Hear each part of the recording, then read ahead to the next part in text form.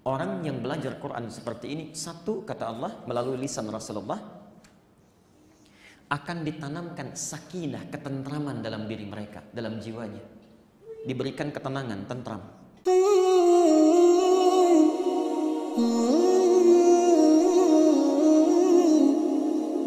Tilawah itu, kalau kita sudah bisa membaca dengan baik Al-Quran, qiraat, tilawah itu lebih utama dibandingkan dengan qiraah.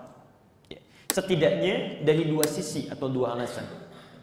Yang pertama, orang yang membaca Quran dengan tilawah sambil memahami maknanya, itu sudah mencakup dengan qiraah. Di pahala qiraah dia sudah dapat. Contoh, maaf, antum ingin baca misalnya, dzalikal kitabu la raiba fi.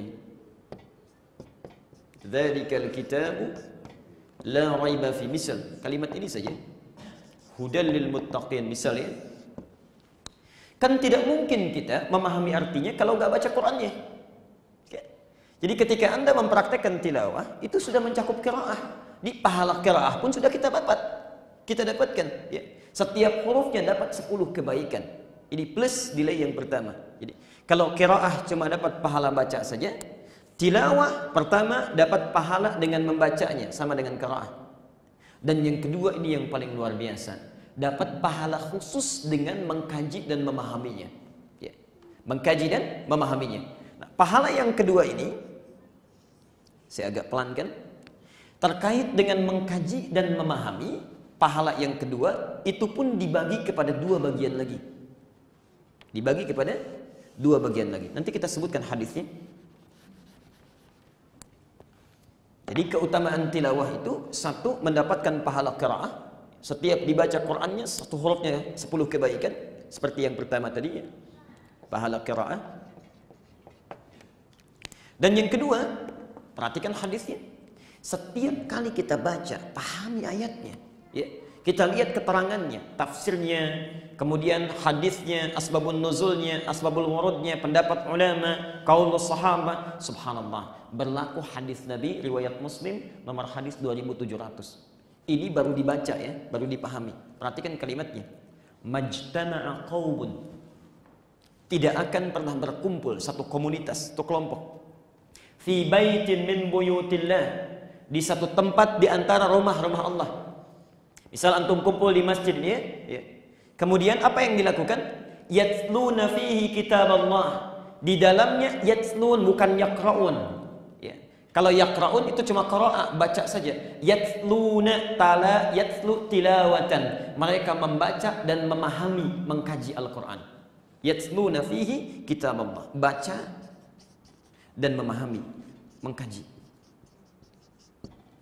Jadi ada orang-orang yang khusus aktivitasnya itu mengkaji Al-Quran, memahaminya. Tidak sekadar memahami, wa yatadarasuna fima bainahum. Pemahaman masing-masing itu didiskusikan dengan yang lainnya, ya. Dengan gurunya, dengan temannya. Ini petunjuk dari Nabi. Tidak bisa kita pandai baca Quran dan paham Quran sendirian, ya. Karena Quran itu bukan kitab eksak, ya. Bukan yang bisa kita baca, kita paham dengan sendirinya. Ada rumusnya, ada ilmunya. Ya.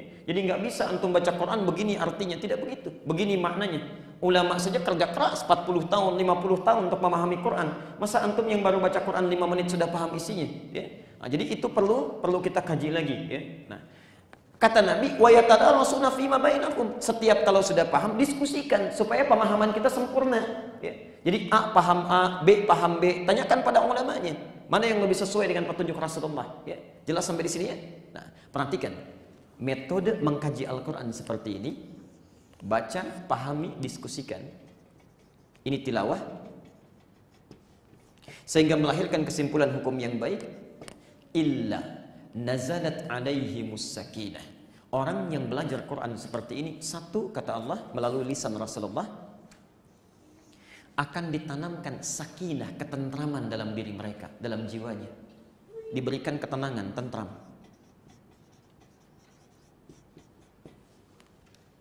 Antum baca Quran biasa pun hati kita sudah tentram, walaupun tidak dengan tilawah. Ya. Coba deh ya, Bapak Ibu misalnya sedang gelisah, buka mushafnya, ya. Baca Quran, itu insya Allah ada ketenangan. Minimal saat itu, begitu ditutup Qurannya gelisah lagi, mungkin ya. Ya. Jadi ada minimal ada ketenangan. Tapi Tapi tilawah itu bahasa hadisnya ditanamkan ketenangan itu. Selesai kita baca, kita bawa pulang pun masih tenang hati kita. Itu tilawah Quran.